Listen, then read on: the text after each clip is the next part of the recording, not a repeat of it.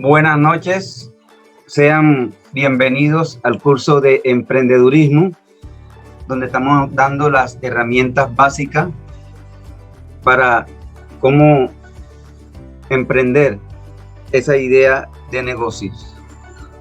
Ya hemos visto las clases de plan de negocios, técnica de negociación, y hoy vamos a entrar a la lección número 4, que es configuración. O sea que sean bienvenidos en esta noche. Configuración y ajustes. Esta lección la llamé así, ya que como cuando nosotros tenemos una aplicación o un programa, un software, lo primero que nosotros hacemos es entrar a la configuración para hacer unos pequeños ajustes para que esa aplicación y ese programa pueda manejarse mejor y también a nuestros gustos. Así también en nuestro emprendimiento puse esta lección número 4, configuración. Aquí vamos a ajustar varios puntos que yo los llamé datos generales, cálculo de costos, control de producción y servicio al cliente. Estos son los 4 puntos importantes que vamos a ver en la configuración. Vamos a datos generales. Aquí en datos generales también nosotros lo podemos llamar el perfil del emprendedor, cómo somos nosotros. Y nosotros tenemos que tener una mente empresarial renovada. Ya a esta altura de este curso, ya nosotros tenemos que pensar como empresario.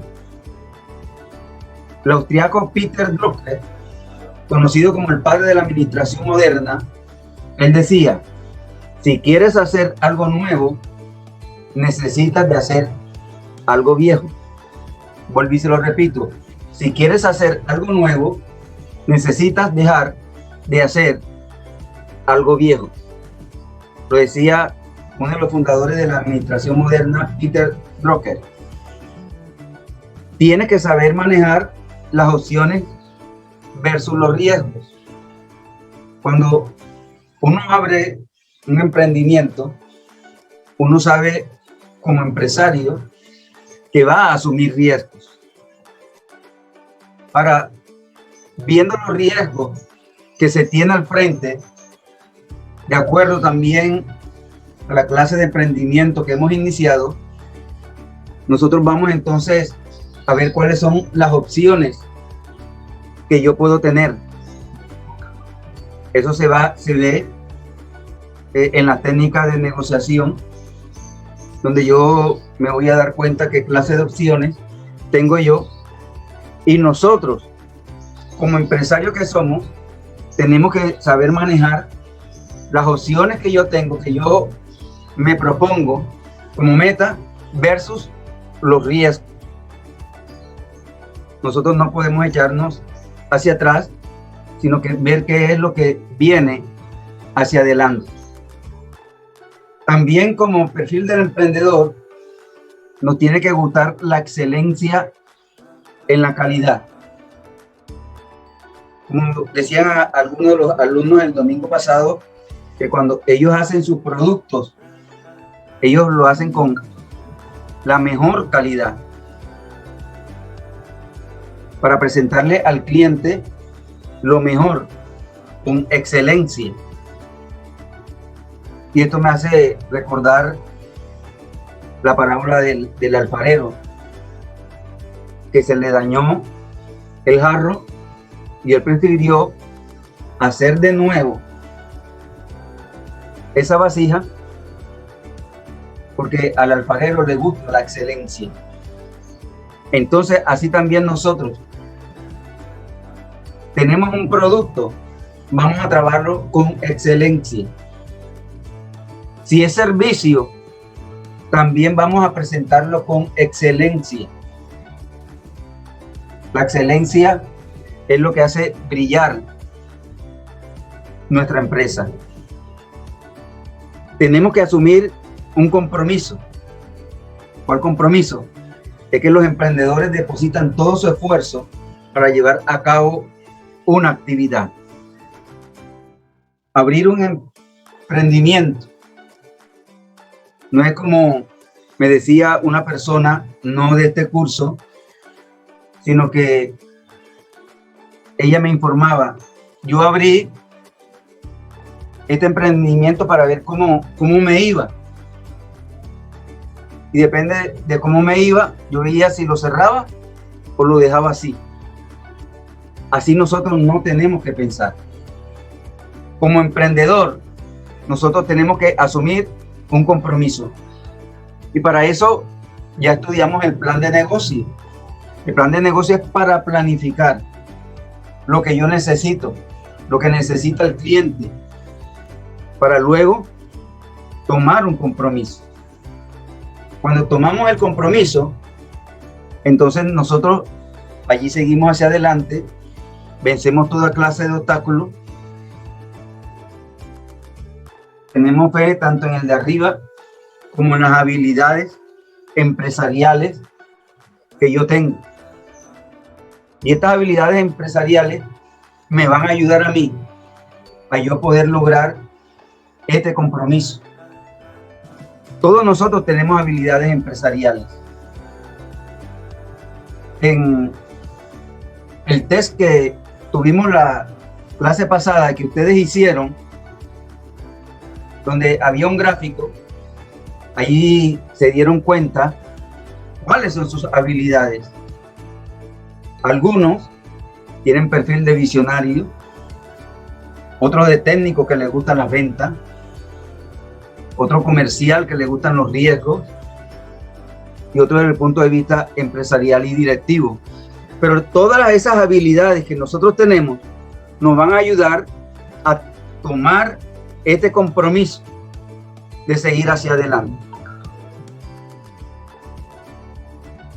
Vamos a ver el segundo punto de la configuración y es el cálculo de los costos.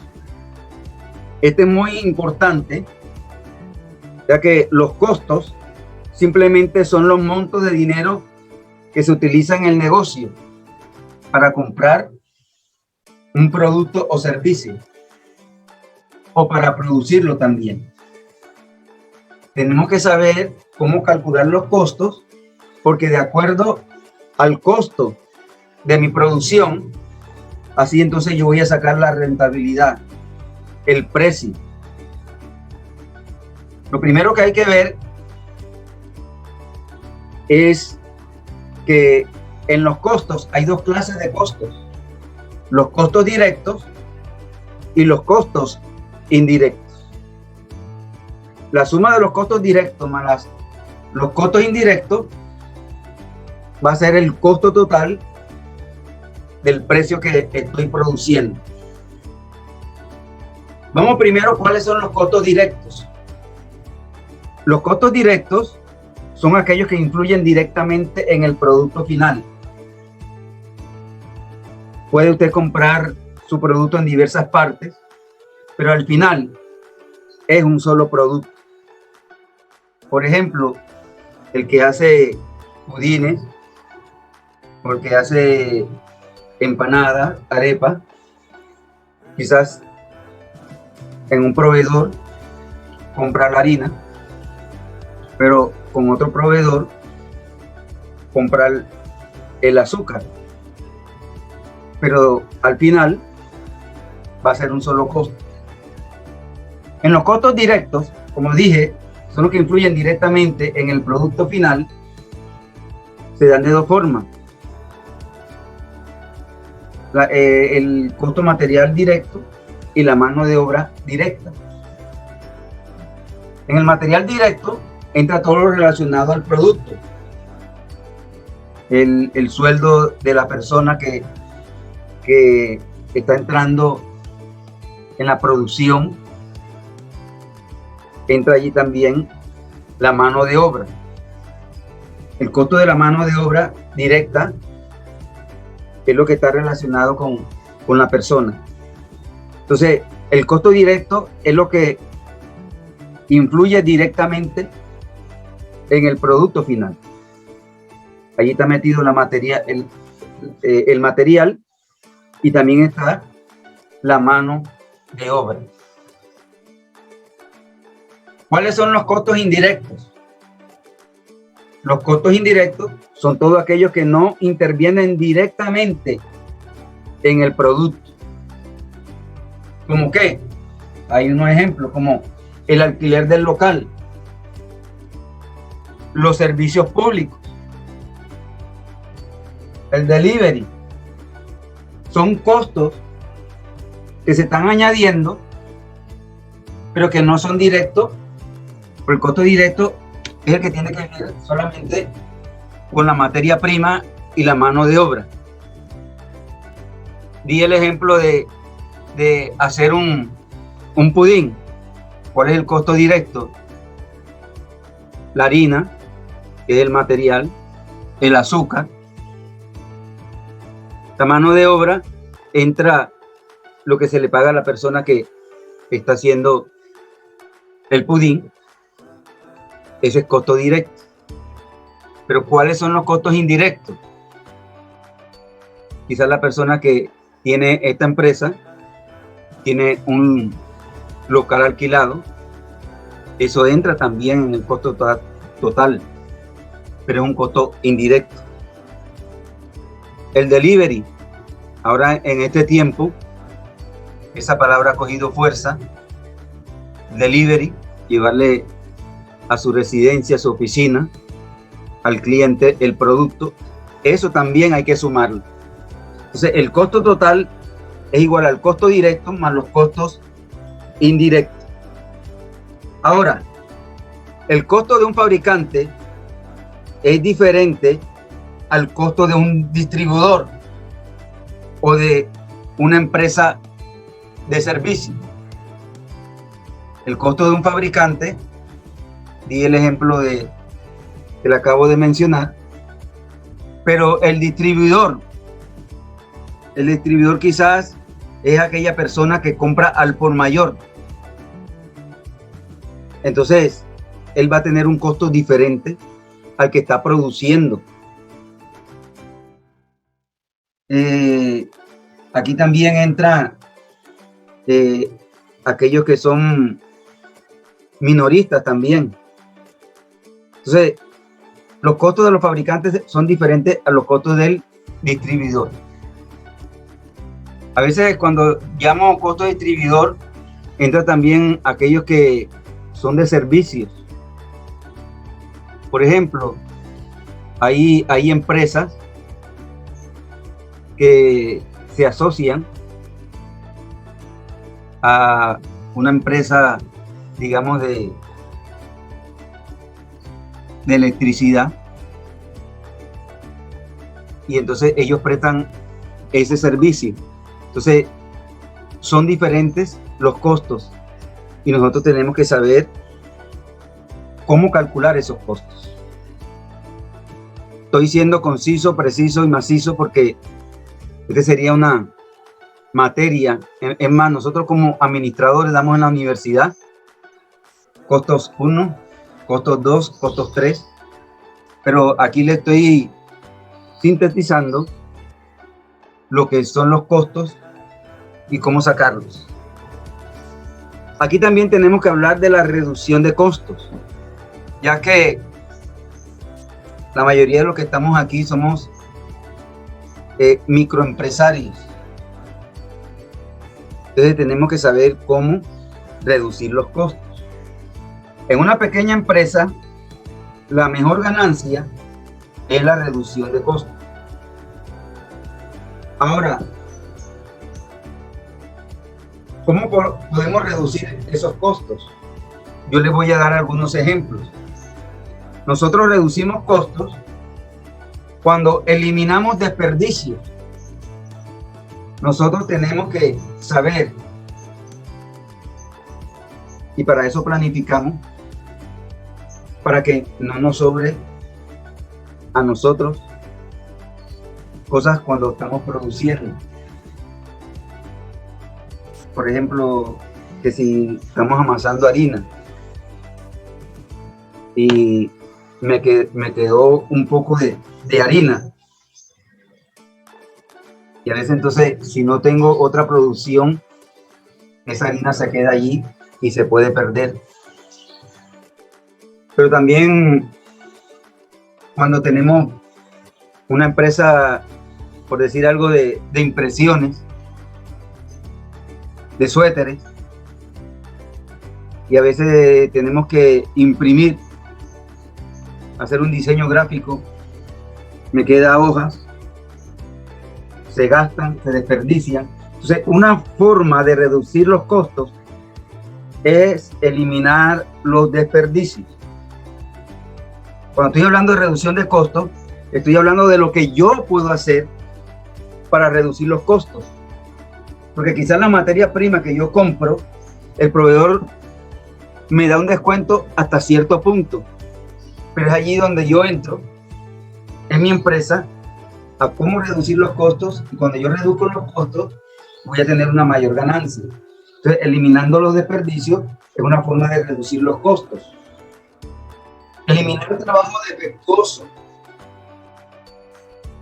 Aquí entra lo que hablé en la diapositiva anterior de la excelencia. Cuando nosotros trabajamos con excelencia, vamos a eliminar entonces el trabajo defectuoso. Y como queremos presentarle al cliente lo mejor, a veces se nos daña una producción y tenemos que dejarla allí, tomar otra materia prima y hacerla de nuevo porque yo tengo que presentarle al cliente lo mejor. Pero entonces, esos desperdicios que quedan allí, esos trabajos defectuosos, nosotros tenemos que ponerle atención para reducir los costos. También optimizar las herramientas de uso. Una de las cosas que a veces falla es cuando nosotros tenemos equipos viejos o no le damos el mejor mantenimiento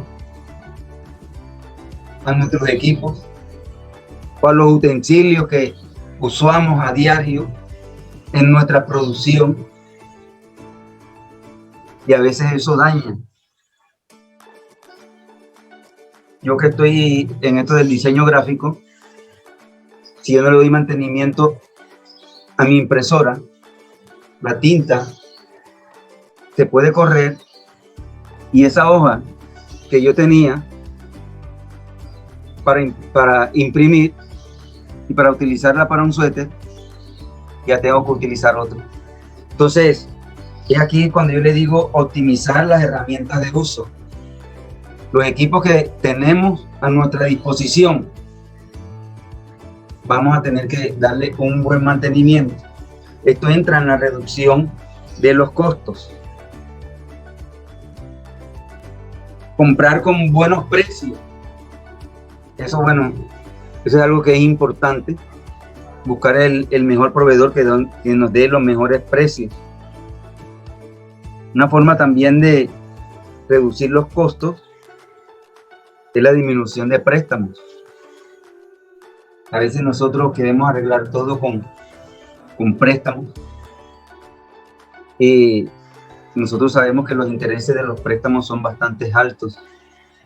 Entonces tenemos que saber cómo eliminar o disminuir los préstamos. Los gastos también de preinversión o preoperativo, que son aquellos gastos que uno hace antes de comenzar quizás un negocio. Que vamos a pintar el local, vamos a ponerle esto, vamos a ponerle lo otro. Y a veces no planificamos. Y cuando ya entramos, eso que se hizo no influyó.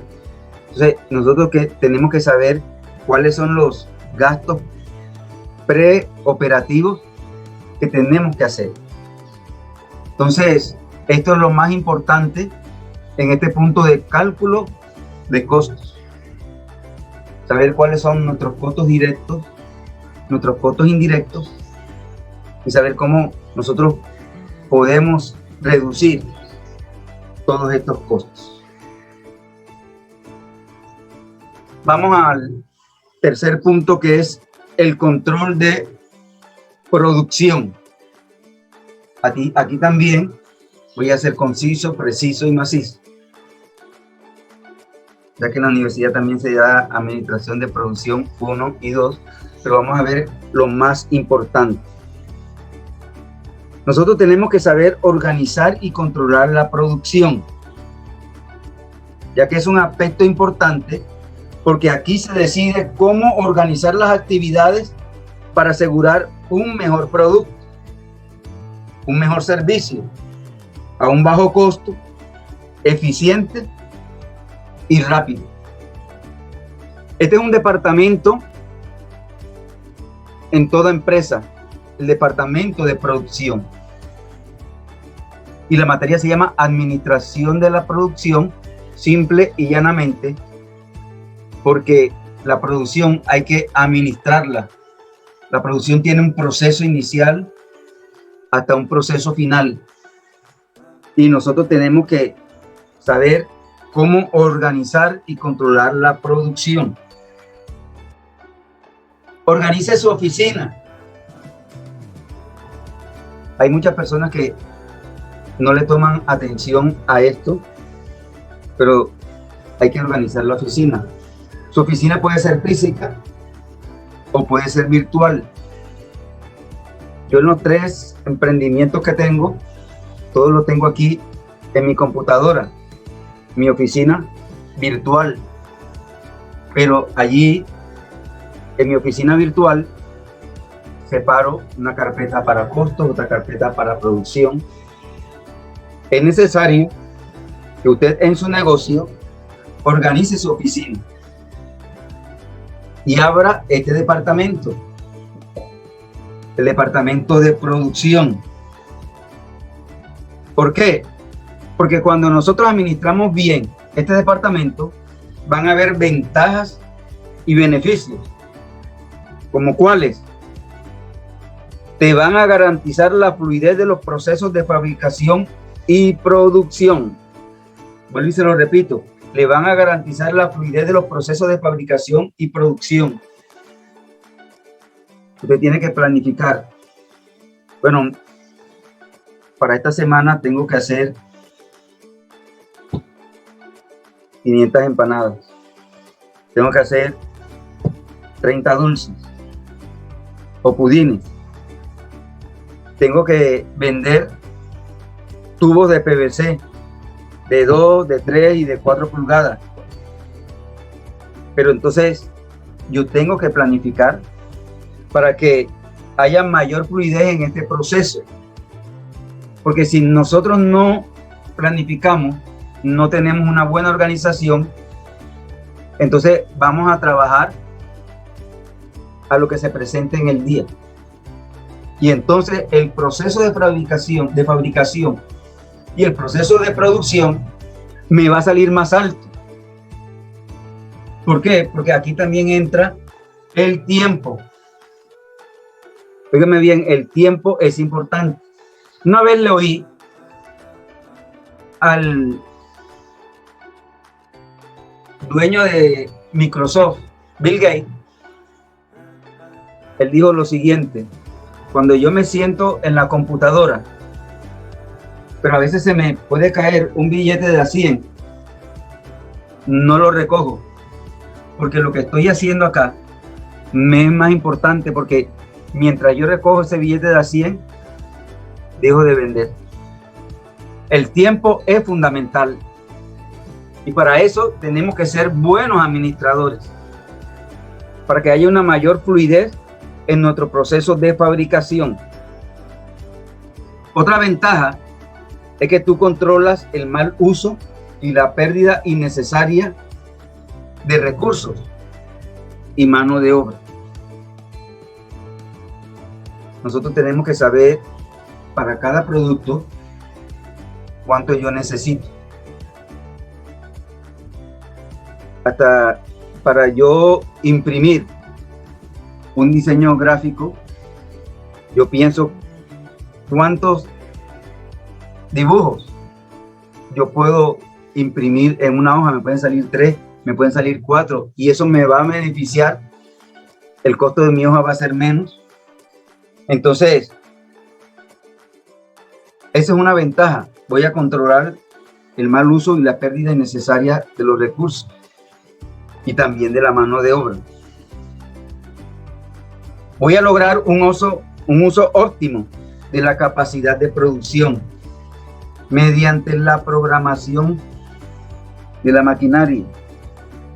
Quiero que se aprendan esta palabra muy importante cuando nosotros hablamos de administración, y es la palabra programación.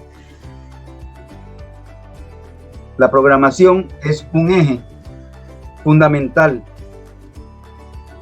en la administración. Es como en un vehículo hay ruedas.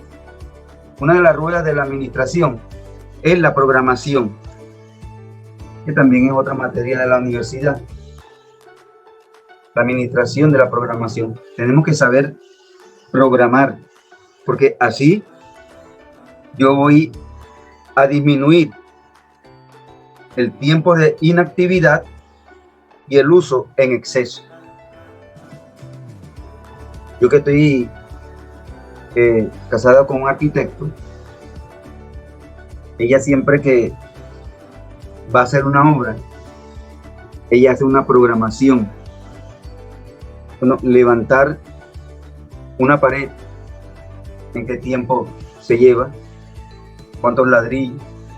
Entonces, la programación es necesaria en el control de la administración de la producción. Entonces, estos son ventajas y beneficios. Pasos para hacer un buen control de producción. Estamos viendo la teoría, ahora vamos a ver la práctica. ¿Cuáles son los pasos para hacer un buen control de producción? Primero, mantener un flujo de rendimiento óptimo y constante. Debemos asegurarnos que los materiales de producción y también los productos complementarios circulen de forma constante a lo largo de la cadena. ¿Eso qué quiere decir? Que no debemos dejar lugar al desabastecimiento en ninguna parte del proceso. Cuando ya nosotros sabemos qué es lo que vamos a producir, qué cantidad vamos a producir, entonces nosotros tenemos que programar para mantener ese rendimiento óptimo y constante. En una empresa normal, una persona en el departamento de producción tiene horas. Ella trabaja el producto y se somete a un tiempo. Cosa que quizás nosotros como emprendedores y dueños de nuestros negocios, quizás en esta hora empezamos, pero después, más tarde, queremos sentarnos a leer una revista y después nuevamente volver a la producción, y nosotros no podemos trabajar de esa manera. Tiene que haber un flujo de rendimiento óptimo y constante cuando nosotros empezamos a producir. Trata de que los cambios durante la cadena productiva sean mínimos. ¿Qué quiero decir con esto? Que el objetivo es que tengamos que encontrar la mejor producción en nuestro trabajo.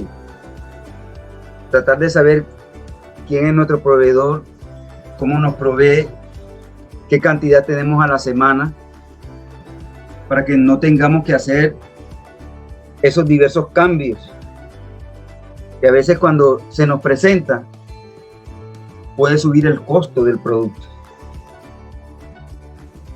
Debemos también tener siempre en mente que la planificación es la base de este sistema de control de producción.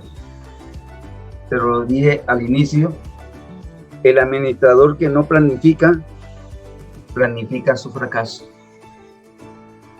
Es necesario que usted como administrador de su negocio y del control de producción, usted tenga una agenda y planifique. Porque gracias a la planificación vamos a conseguir una medición exacta y vamos a lograr la tarea en el proceso que nos hemos propuesto. La planificación. El latino es diferente al europeo y al asiático. El europeo y el asiático, ellos trabajan con programación, con tiempo. El latino no es así, pero es allí donde nosotros tenemos que entonces disciplinarnos en lo que es la planificación. Vamos a ver los tipos de control de producción. Los tipos de control de producción se derivan de acuerdo a la producción que se hace. Vuelvo y repito, los tipos de control de producción se derivan de acuerdo a los tipos de producción que hay. Por ejemplo, la producción, este es el primer tipo, la producción individual por pedido. Es ese tipo de producción que yo hago cuando me sale un pedido. Es usualmente se hace con una microempresa, pero hay otras empresas que no son así y por eso que tienen un departamento de inventario, un almacenaje, que viene, eso también viene sumando un costo indirecto. Pero estamos en este tipo de producción individual por pedido. Yo hago de acuerdo al pedido que entra. En un tipo de negocio de techir, de tazas, no se puede hacer almacenando, porque el diseño gráfico de cada taza es diferente. Entonces allí se trabaja individual por pedido. Entonces ese es el primer tipo, producción individual por pedido. Está también el segundo tipo, que es el producción múltiple por pedido. Primero hablé de producción individual por pedido, cuando estoy trabajando un solo producto. Pero quizás en mi emprendimiento yo tengo varios productos.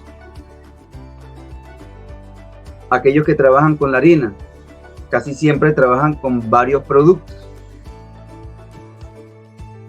Entonces, de acuerdo al pedido, así vamos a trabajar nosotros. Entonces, ese es un tipo de producción múltiple por pedido. Es la misma harina, pero al final es un producto diferente. Pero allí donde yo tengo que programar qué cantidad de harina me sirve para este tipo de para el producto A, como para el producto B y para el producto C. Todo eso tengo que programarlo, no en el momento del pedido. Eso lo tengo que programar, porque el control de producción te va a ayudar a reducir los costos. Y si tú reduces costos, vas entonces a tener una mayor rentabilidad. Y está el otro tipo de producción, que es producción múltiple por almacenamiento. Producción múltiple por almacenamiento. Por ejemplo, una ferretería. Una ferretería vende tubo de PVC, pero también vende pluma, vende alambre dulce. Hay diferentes productos y la mayoría de estas empresas de ferretería, ellos tienen un local donde ellos almacenan. Esto no es por pedido. Cuando usted llega a la ferretería, usted va a ver que ahí en el local hay de cada producto, de tornillos, hay cientos, de 1 pulgada, de media pulgada, de 3 pulgadas, de 4 pulgadas. Entonces, ese es el tipo de producción múltiple por almacenamiento. Entonces, usted y yo estamos en estos 3 tipos. El primero, producción individual por pedido. Usted nada más tiene un solo producto y lo vende o lo produce cuando entra el pedido. El segundo es producción múltiple por pedido. Usted tiene producto A, producto B, producto C, pero también lo hace cuando hay un pedido. Y lo otro es producción múltiple por almacenamiento, como las ferreterías. Aquellas personas que organizan eventos. Esos emprendimientos tienen sillas, tienen mesas, tienen manteles, tienen cubiertos. Y ellos lo tienen allí almacenado. Sí, son estos los 3 tipos de producción en un microempresario. Vamos a ver el último punto, que es servicio al cliente. El servicio al cliente se refiere a todas las acciones implementadas para los clientes antes, durante y después de la compra. ¿Qué quiero decir con esto? Que el servicio al cliente se presta desde antes que la persona compre el producto. Durante el producto, durante las técnicas de negociación, entra también el servicio al cliente. Y después de la compra, entra también el servicio al cliente. En la técnica de negociación, nosotros aprendimos que nosotros no vendemos por vender, sino para satisfacer al cliente. Y para satisfacer al cliente, uno tiene que estar atento después que la persona haya hecho la compra. Llamarlo, preguntarle cómo le fue con el producto. La atención al cliente, que es diferente al servicio al cliente. Escúcheme bien, porque a veces confundimos servicio al cliente con atención al cliente. El servicio al cliente es antes, durante y después de la compra. La atención al cliente es cuando usted le va a resolver algún problema al cliente. El cliente lo llama y le dice: mire, lo que yo le compré, no me siento satisfecho. Le compré este pudín y que va, puse el cuchillo y se desbarató todo. Es allí donde entra la atención al cliente. ¿Cómo usted puede solucionar ese problema que se le acaba de presentar? Entonces son 2 cosas que tenemos que tener pendientes, ponerle atención: el servicio al cliente y la atención al cliente. Con la excelencia de nuestro producto, si trabajamos con excelencia, casi siempre vamos a trabajar entonces es en el servicio al cliente. Cuando entonces no trabajamos con excelencia, es cuando de pronto se le puede presentar la atención al cliente,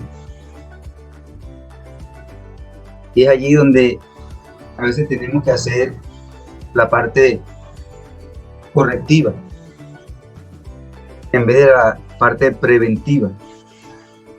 La parte preventiva nosotros tenemos que estudiarla para poder prestarle un mejor servicio al cliente. Porque si no hacemos las cosas bien, entonces vamos a entrar en la parte correctiva. Cuando yo trabajaba vendiendo impresoras, yo le decía a los que yo les proveía: si usted va a comprar la impresora, por favor, también nosotros prestamos el mantenimiento preventivo. Había personas que no les gustaba pagar el mantenimiento preventivo y después tenía que pagar el mantenimiento correctivo. Le salían las cosas más caras. Es por eso que en el punto anterior yo le dije que tenemos que optimizar las herramientas que nosotros utilizamos. Eso nos va a reducir costos. Hablemos de las técnicas. Las técnicas de servicio al cliente. Cuando hablamos de técnica, es cómo yo voy a prestar este servicio. Los dos métodos que más se utilizan es la técnica por explicación y la técnica por interrogación. Técnica por explicación y técnica por interrogación. Presentamos el servicio al cliente explicándole cuál es el producto, para qué sirve el producto que yo estoy presentando. Esa es la técnica por explicación. Cuando yo le explico al cliente,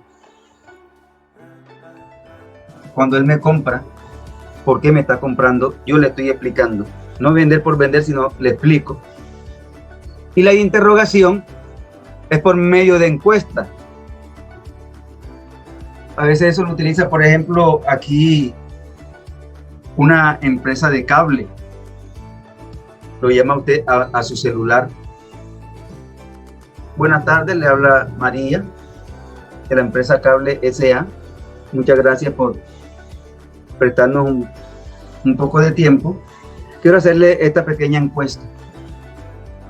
Y empieza a hacerle unas 5 preguntas.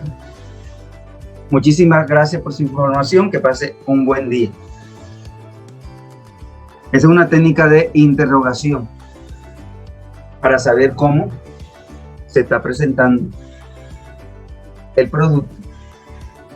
Y casi siempre con esa técnica de interrogación, a veces vienen introduciendo un nuevo producto que usted termina comprando. Entonces, los dos métodos que más se utilizan en las técnicas para servicio al cliente es de explicación y de interrogación. ¿Cuáles son las formas? La forma quiere decir cómo va a ser el contacto de cómo yo voy a prestar este servicio al cliente. Bueno, hay de dos formas: la presencial y la virtual. El contacto presencial, que es cuando usted está frente al cliente y usted le explica y le está prestando el servicio al cliente. Y la otra es la virtual, que es cuando usted, por ejemplo, presta la técnica de interrogación.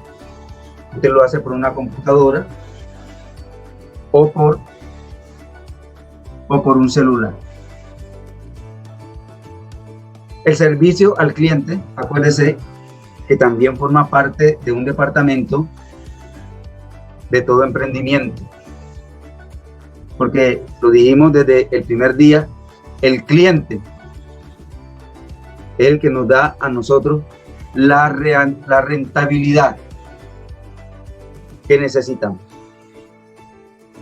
Así que estos son los puntos importantes de la lección cuarta, la lección de hoy, que la titulé Configuración.